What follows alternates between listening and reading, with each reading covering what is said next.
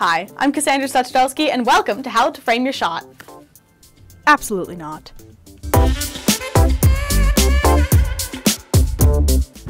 What's wrong with my shot? It's completely unusable. You're not even in...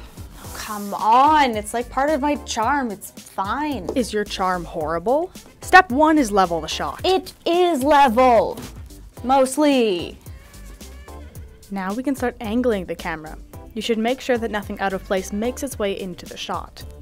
Can you just fix it in post? Never say that again. The answer's no. As soon as we start saying that, we've given up. Sheesh.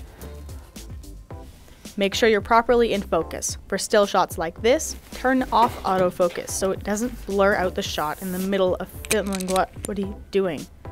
You're not even... No, stop. Get away from the camera.